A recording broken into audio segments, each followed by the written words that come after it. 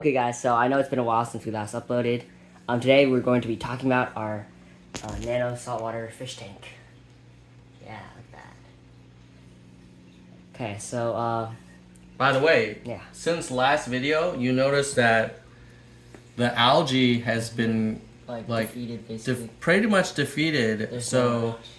kudos to someone in the comments last video who said, "Hey, that's not hair algae, that's bryopsis." And then someone else, or maybe even the same person, suggested fluconazole. Yeah.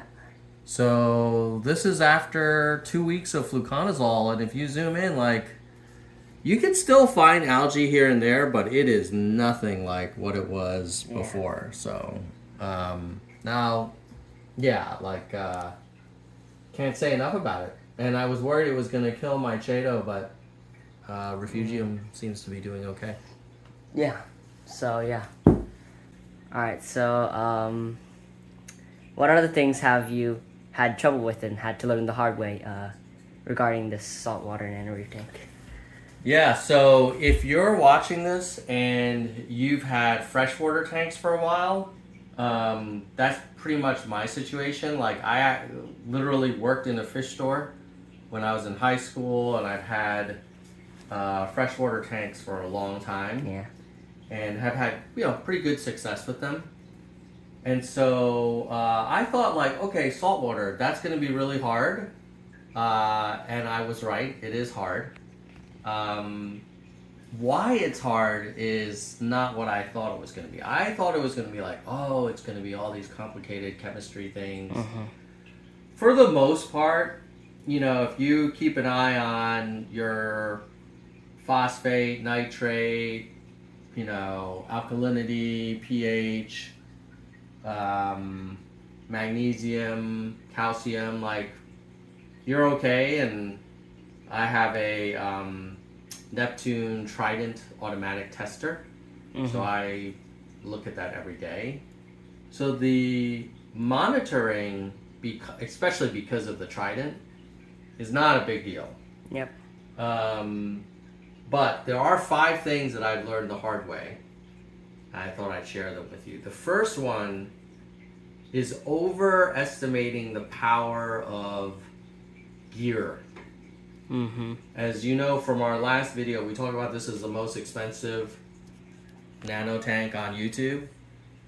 Most expensive Evo. It probably is. I've got this light, this AI Prime is probably a few $100. That wave maker is a couple $100 plus. I talked about the Trident automatic water testing thing. I've got a dose peristaltic pump. I've got the Neptune Neptune controller system. I have a UV light filter. So I have a protein skimmer. Yeah. This thing is pimped out, and I think it's easy, as gearheads to think, oh, the more advanced stuff I could put on this tank, the more success I will have. I think the reality is the more advanced stuff you can have on your tank, the more cool it is for you as a gearhead. But it doesn't translate to success. You got a dead Goniopora there. You've got a receding torch there. This, and we had our algae problem. There are some corals that are doing well. Yeah.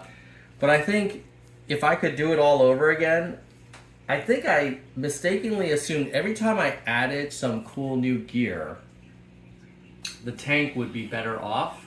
And I think the reality is, if I had another Evo sitting side by side, and it had half the budget, and I were just more thoughtful about maintaining stability, which is sort of the second lesson, I probably would have just as much success. So lesson 1 is yes, we all love cool gear, cool technology, but don't go crazy. Or if you go crazy, just know that doesn't translate to success. Yeah.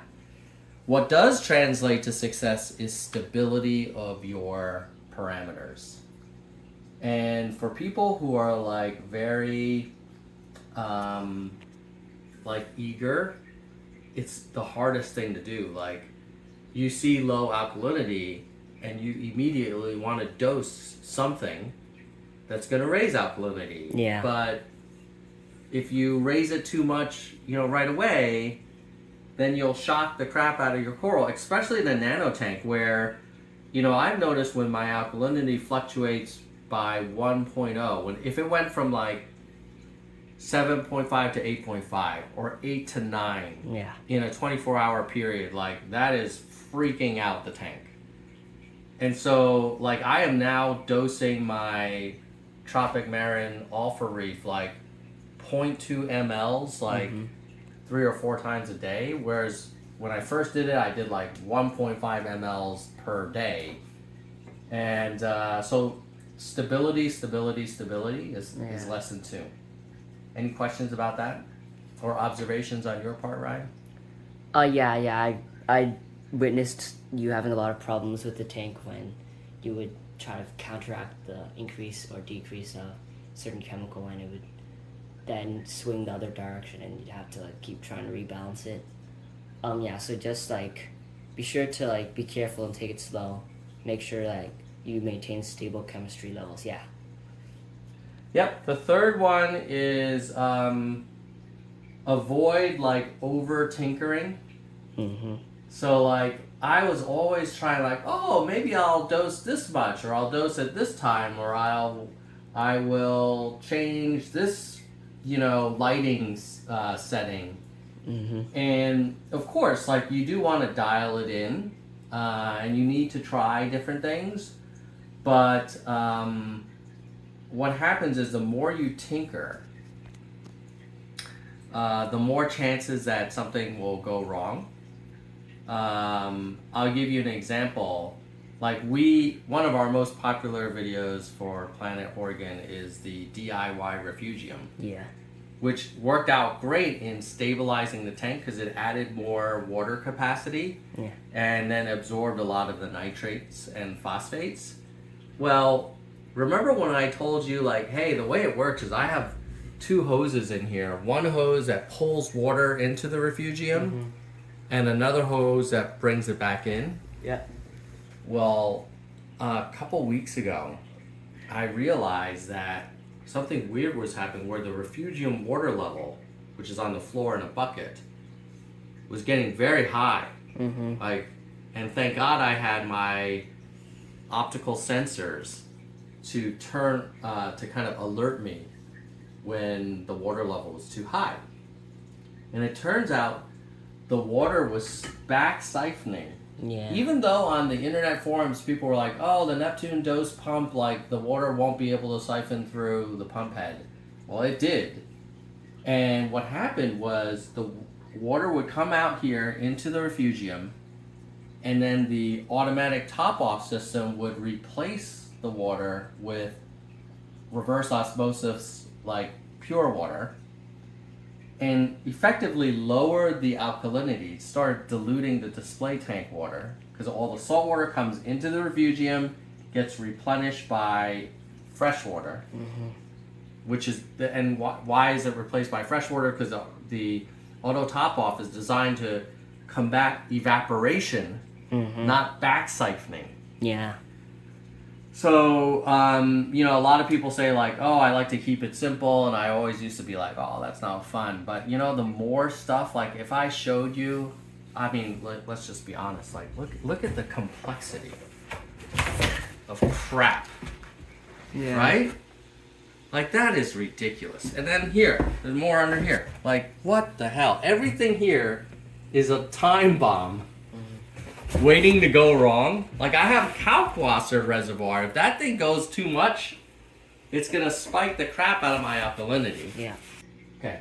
By the way, on tinkering, never, ever, ever, ever make changes before you go on a trip. Yeah. Or before you go to bed.